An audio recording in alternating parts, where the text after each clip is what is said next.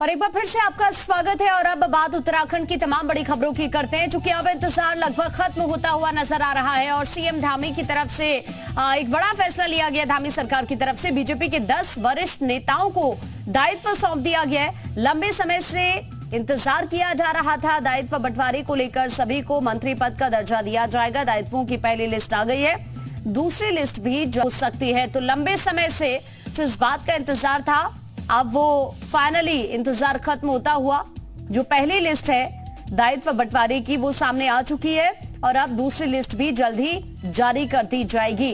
तो एक बड़ा फैसला धामी सरकार का। बीजेपी के 10 वरिष्ठ नेता जिन्हें जिम्मेदारी सौंपी गई है, लंबे समय से दायित्व बंटवारे को लेकर सवाल उठ रहे थे, काफी समय भी लगा, लेकिन अब जो पहली लिस्ट है वो जारी कर दी गई है और अब दूसरी लिस्ट भी जल्द ही जारी होने वाली है। तो 10 वरिष्ठ नेता हैं जिन्हें दायित्व सौंप दिया गया है और अब इन सभी को जिम्मेदारी भी सौंप दी जाएगी। सभी को मंत्री पद का दर्जा भी दिया जाएगा। देहरादून से बड़ी खबर हम आपको यह बता रहे हैं, दायित्व बंटवारे को लेकर यह बड़ी खबर है।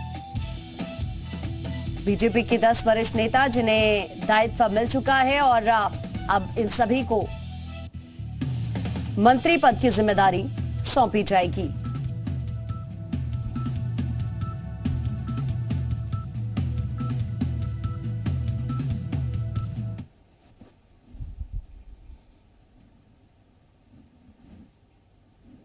तो देखिए किन किन नेताओं को जिम्मेदारी दी गई है ये भी हम आपको बता रहे हैं।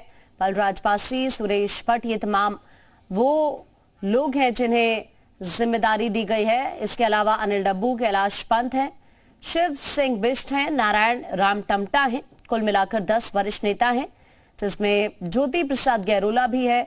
इसके अलावा रमेश गढ़िया है और मुफ्ती शमून काजमी भी इसमें शामिल है। तो ये तमाम वो नाम हैं जिन्हें जिम्मेदारी दी गई है, जिन्हें दायित्व दिया गया है। कुल मिलाकर 10 वरिष्ठ नेता हैं बीजेपी के जिन्हें अब दायित्व सौंपा गया है। ये पहली लिस्ट है, हालांकि दूसरी लिस्ट भी जल्द ही जारी हो जाएगी। और ज्यादा जानकारी के लिए इस वक्त रामानुज हमारे साथ जुड़ गए हैं लाइव। रामानुज का सीधा रुख कर लेते हैं।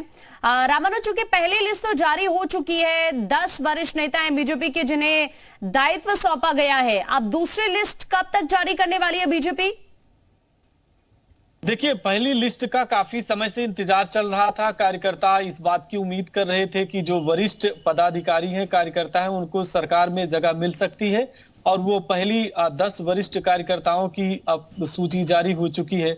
आपने देखा कि वरिष्ठता के आधार पर इस सूची को जारी किया गया है, चाहे इसमें सुरेश भट्ट हो, बलराज पासी, मधु भट्ट और इसी तरह से कैलाश पंत जैसे जो वरिष्ठ पदाधिकारी हैं, कार्यकर्ता के तौर पर उन्होंने काम किया, उनको जगह दी गई। दूसरी लिस्ट के बारे में भी इंतजार अब जो है वो चल रहा है और जिस तरह से भाजपा प्रदेश अध्यक्ष महेंद्र भट्ट ने कहा था कि कार्यकर्ताओं को सरकार में काम करने का मौका मिलेगा, क्योंकि दर्जाधारी राज्य मंत्री बनने से ये संगठन का मानना है कि इससे सरकार के काम में तेजी आती है और आम जन मानस तक सरकार की योजनाएं पहुंच पाती हैं। तो उम्मीद की जा रही कि जल्द ही अब दूसरी सूची जारी हो जाएगी। लेकिन इसमें एक जो पक्ष ये भी माना जा रहा है कि अब पितृपक्ष की शुरुआत हो रही है, तो इसके बाद नवरात्रों में दूसरी सूची जारी हो सकती है। इस तरह से पार्टी के कार्यकर्ता जो है मान रहे हैं कि आगे जो शुभ घड़ी आएगी उसमें उन्हें जरूर सरकार में काम करने का मौका मिलेगा। इसके पीछे एक बड़ी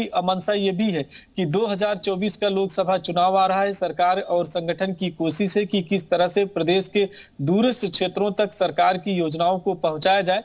तो उस कड़ी में दर्जाधारी राज्य बनाने का सिलसिला शुरू हुआ है। सबसे बड़ी और सबसे राहत की बात यही है कार्यकर्ताओं के लिए कि ये पहली जो सूची है उसमें 10 कार्यकर्ताओं को दर्जाधारी राज्य मंत्री बनने का मौका मिला है, यानी कि सरकार ने दायित्वों का बंटवारा करना शुरू किया है और उम्मीद है कि आने वाले दिनों में दूसरी लिस्ट भी जारी होगी। ठीक है रामानुज, शुक्रिया आपका ये जानकारी के लिए।